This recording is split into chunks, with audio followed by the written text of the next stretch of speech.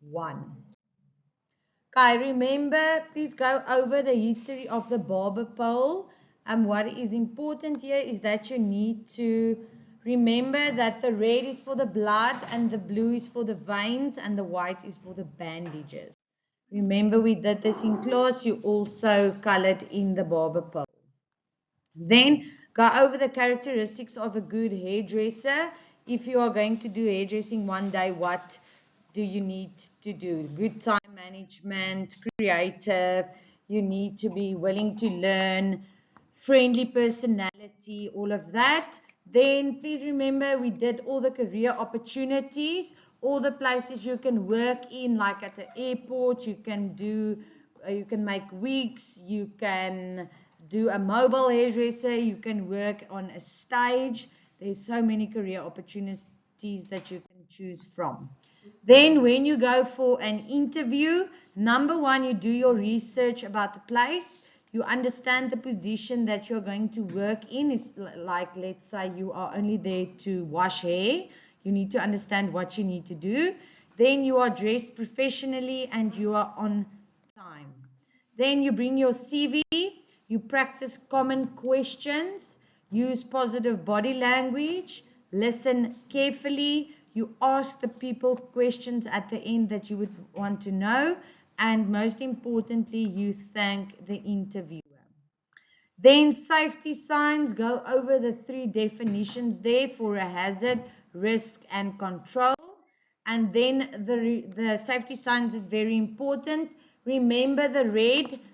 The red one is a circle with a diagonal line through it, and red means stop, like for instance, stop smoking. Then the blue one is a circle and it is a mandatory sign. So if you see a blue circle sign, it means you have to do that, what is on the sign. For example, the I one, you need to wear protective glasses. Then on the next page is the yellow triangle and it means there's a risk of danger.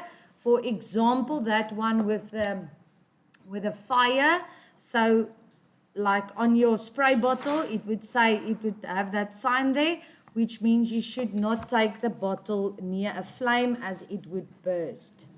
Then safe conditions would be the green one, can be a square or a rectangle, and it's for like escape route or first aid or come together when there's a bomb. Fire safety, square or a rectangle, and it's normally got the flames here on the side, which would indicate, let's say, a fire extinguisher or a fire ladder or a fire blanket. Okay, then the tools and the terminology and the equipment, I'm not going to go through each and every one of them. Just remember that if there's a comb, like there, you can't say it's a comb. You need to be more specific. You need to say multi-purpose comb or an oval brush. So I need to see not only a clip, but a sectioning clip. So there's a few of them that we did this term in class. Then the areas of the salon we also did. I gave you the picture with the specific area and the people working in that area. Then how germs are spreading. So you get germs that spread through droplets like coughing or sneezing or laughing. Contact with surfaces, like when you touch a cell phone, you give it to your friend with germs on, they can get sick from that. And then direct contact like hugging, shaking hands or touching. Then you can also get sick by food and drinks where you are sharing, let's say, utensils or you making food without washing your hands. You can spread germs with bodily fluids like saliva, blood, sweat, through contaminated food and insect bites like mosquitoes go give you malaria. Then the color wheel, please go over the color wheel. Please remember all the things that we did in class and the one that you painted. You need to know primary colors, secondary colors, cool and warm colors. Then the face shapes. These are the most common ones. So you get an oval, a heart, circle, square, rectangle. Please go over HIV and AIDS. You need to know the definition of HIV. You need to know the definition of AIDS. And here at the bottom, I gave you the difference between HIV and AIDS. Then the same with sanitation. I gave you the definition and an example of them. And then at the bottom, I gave you a quick sentence to remember sanitation versus sterilization. Then head lice. Head lice we did in class. Remember, it is a small, tiny insect that's very small, very quick and hard to see. They lay tiny eggs on your hair that is called nits, and this will cause your hair to start itching and to let more lice be born.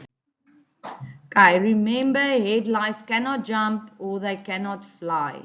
You can get them directly from like sleeping next to your sister that has lice, or you can get them indirectly like through a hat or using a sister's comb and there's still lice or nits on the comb.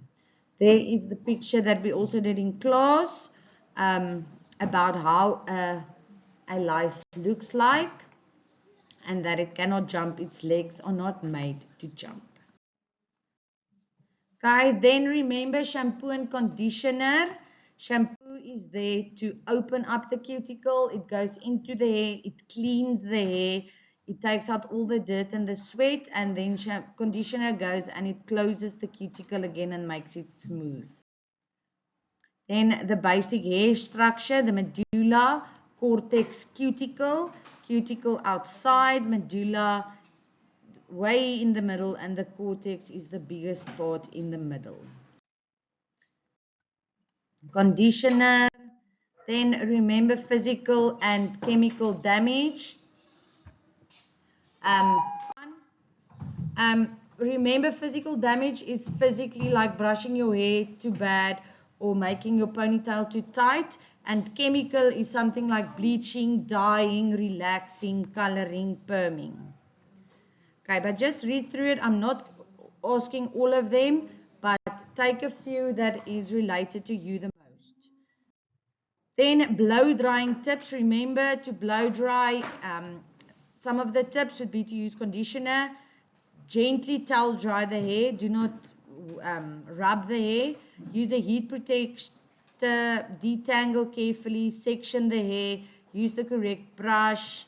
Don't over dry the hair. And then precautions would be like use a heat protector. Don't use too harsh heat. Avoid pulling the hair too hard. Section the hair properly. And don't use damaged hair. Don't like weak or split ends. They break easily. Okay, good luck and good luck with the studying.